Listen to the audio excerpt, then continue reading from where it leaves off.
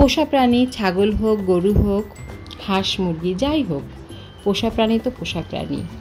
তো আমার পোষা লালি একটা ছাগল আপনারা দেখতে পেয়েছিলেন কয়েকদিন আগের একটি ভিডিওতে, যে আমি একটি ছাগল কিনে এনেছি। তো আমরা পালবো ভেবে যে কিছুদিন পালবো, এরপরে হয়তো জবাই দেওয়া হবে, কিন্তু হঠাৎ করে এটাকে জবাই দেওয়া হলো। কেন, কী কারণে জবাই দিলাম সেটা আপনাদের সাথে শেয়ার করব, পুরো ভিডিওর সঙ্গে থাকেন। আসসালামু আলাইকুম, কেমন আছেন সবাই? আমি খুলনা থেকে পাখি ইসলাম বলছি, পাখি ফ্যামিলি হাউস থেকে সকলকে আরও একবার স্বাগতম জানাই। এই হচ্ছে আমার জাদুলালির মাংস, আর এই হচ্ছে তার পা।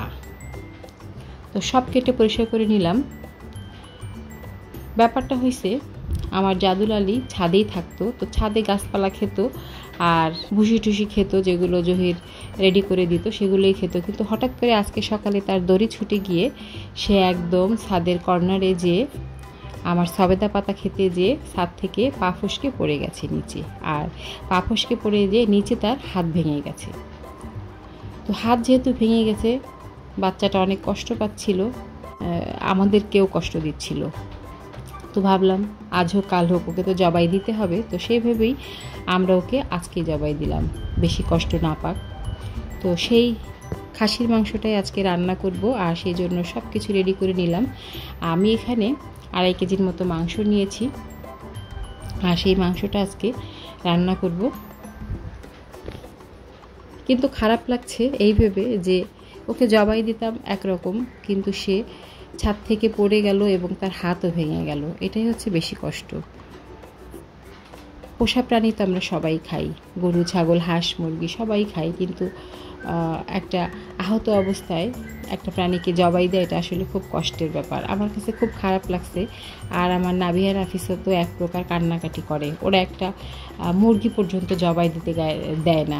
আমরা যখন গ্রামে গেছিলাম, তো গ্রামে আমার শ্বশুরবাড়ি, সেখানে আমার ফুপু শাশুড়ি তার আতাল যেটাকে গ্রাম্য ভাষায় বলে, মুরগি জবাই দিচ্ছিল। তো আমার নাফিসা এত কান্নাকাটি করতেছিল, মানে যা চিন্তার করার না, যে দাদি আমরা মুরগি খাবো না, তুমি মুরগি জবাই দিও না। তো সেই কথাটা আমার কানে এখনও বাজে।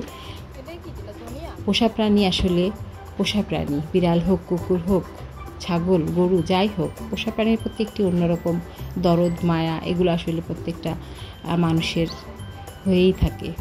তারপরেও আমরা সেই পোষা প্রাণী কিন্তু জবাই করি। কুরবানির সময় আমাদের সবচেয়ে প্রিয় জিনিসটাকে জবাই দেওয়ার জন্য আমাদের নবী করিম সাল্লাল্লাহু আলাইহি ওয়াসাল্লাম বলেছিলেন।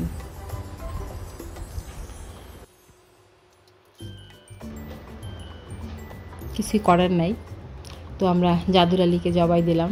আর সেইগুলো খুব পরিষ্কার পরিচ্ছন্ন করে, তার ভুঁড়িটাও আমি একবারে পরিষ্কার করে ফেলেছি। এর ভুঁড়ির ভিডিওটা আমি এর আগেই দিয়েছি, আপনারা হয়তো অনেকেই দেখেছেন। ভুঁড়ি পরিষ্কার করার খুব সহজ উপায় একটা ছোট্ট ভিডিও আবার এর আগে দেয়া আছে আমার এই চ্যানেলে। তো ভুঁড়ি টুড়ি পরিষ্কার করে নিলাম, আর পরিষ্কার করে একবারে কেটে কুটে রেখে দিয়েছি, যাতে চট করে আমরা রান্না করতে পারি। আর এদিকে আমি মাংসটা চড়াই দিছি, আর থালা বাসন সব পরিষ্কার করে ধুয়ে নিলাম। মাংস কিন্তু প্রায় হয়ে আসার পথে, যেহেতু ছোট একটা খাসি, খুব বড় না, এটা আসলে রাখলে অনেক দিন অনেক বড় হইতো, খুব ভালো জাতের ছিল এটা। আমি শুধু কষাতেই প্রায় হাফ সিদ্ধ হয়ে গেছে, এত ছোট একটি বাচ্চা। তো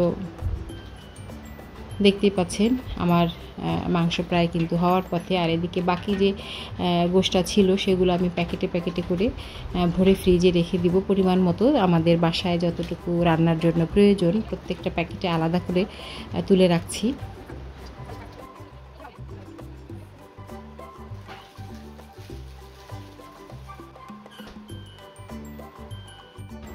মাংস তুলে রাখার পরে ভুঁড়িটা কিন্তু পরিষ্কার করে আমি নিয়েছি এর আগেই, আর সেগুলোকে ঠিক এইভাবে আমি পিস পিস করে কেটে রেখে দেবো, যাতে চট করেই আমরা রান্না করতে পারি। আজকে আসলে খাসিটা পরিষ্কার করতে করতে অনেক বেলা হয়ে গেছে, এখন প্রায় 4টা বাজে, তো 3:30 পৌনে 4টা বাজে। তো আর কোনো কিছু রান্না করার আসলে সময় সুযোগ হয়ে ওঠে নাই।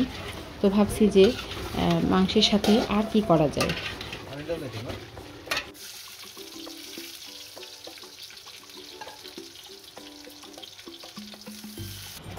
আর এদিকে দেখেন মাংসটা কিন্তু একদম কষানো কমপ্লিট। ছোট খাসি, সে কারণে আসলে কিন্তু কষাতে কষাতেই এর মাংস সিদ্ধ হয়ে যায়। এমনি এই কষানো অবস্থায় খেতে কিন্তু অনেক মজা, এটা একটা অন্যরকম মজা। তো যাই হোক, মাংসে কিছু আলুও দিব, তো সে কারণে বেশ কিছু আলু আমি কেটে নিলাম, আর লবণ আর হলুদ দিব এর মধ্যে কিছুটা, দিয়ে আলুটা খুব ভালো করে ভেজে নেব। আলু ভাজলে হয় কি, মাংসের মধ্যে দিলে আলুটা খুব তাড়াতাড়ি এটা গলে যায় না। ওর ভাজার পরে আলুর পরে একটা পোড়া যে টেক্সচার থাকে, ওইটার কারণে আলুটাকে ধরে রাখে, মানে গলে যাওয়া থেকে, তাড়াতাড়ি গলে যাওয়া থেকে রক্ষা করে। এই কারণে আসলে আলুটা মাংসের মধ্যে আমরা একটু ভেজেই দিই, যাতে আলুটা তাড়াতাড়ি না ভেঙে যায়। আর এদিকে এই যে মাংসটা দেখেন কি সুন্দর টকটক করতেছে, মানে কালার দেখলেই বোঝা যায় যে কতটা মজা হবে। যাই হোক, আলুটা আমি এর মধ্যে এখন দিয়ে দিব, দিয়ে খুব ভালো করে নাড়াচাড়া দিয়ে সামান্য একটু পানি দেব, খুব বেশি না, সামান্য একটু পানি দিয়ে এটাকে রান্নার জন্য রেখে দেবো। এমনি কিন্তু আমার মাংস কিন্তু অলরেডি হাফ সিদ্ধ হয়ে গেছে, মানে হাফ সিদ্ধ বলতে 70% কিন্তু সিদ্ধ হয়ে গেছে, 70-80% সিদ্ধ হয়ে গেছে। তো সামান্য একটু বাকি আছে, এটা আমি অল্প আছে মাংসটা রেখে দিব হালকা একটু পানি দিয়ে। আর এদিকে আমি একটু বেগুন ভাজতেছি, কারণ যেহেতু বেলা অনেক হয়ে গেছে, আমি অন্য কিছু আসলে করার সময় পাইনি কাটতে কাটতে, আর আসলে ক্ষুধাও ছিল না। এত বেলা হয়ে গেলে কাজকর্ম করলে কিন্তু ক্ষুধা থাকে না। তো যাই হোক, তারপরে খাওয়া দাওয়া তো করতেই হবে। তো সব কিছু গুছিয়ে নিচ্ছি টেবিলে, আর এদিকে মাংস তুলে নিচ্ছি। মাংসটা দেখেন মাশাআল্লাহ অনেক সুন্দর হয়েছে, অনেক সুন্দর একটা কালার আসছে, দেখে বোঝা যাচ্ছে। আর যেহেতু আমরা আজকে একটু দেরি করে খাচ্ছি, তো অনেক মজা লাগবে খেতে। তো যাই হোক, আসলে প্রচণ্ড গরমে খাবার কোনো ইচ্ছা আসলে থাকে না, ক্ষুধা নষ্ট হয়ে গেছে ওয়েদারের কারণে। তো তারপরেও আমরা সবাই সবসময় একসঙ্গে খাওয়ার চেষ্টা করি। তো আজকের এই হলো আমার ছোট্ট ভিডিওটি কেমন লাগলো যদি কমেন্ট করেন, খুব ভালো লাগবে। এ পর্যন্তই, সবাই ভালো থাকেন, সুস্থ থাকেন এবং নিরাপদে থাকেন। আল্লাহ হাফেজ।